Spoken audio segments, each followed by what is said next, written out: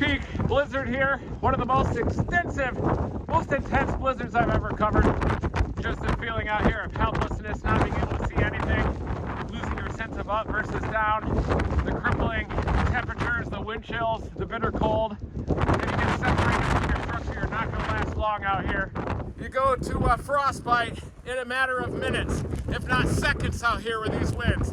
Winds have gusted up to 80 miles an hour already, recorded at 79, likely gusting higher than that, right off the tip of Lake Erie.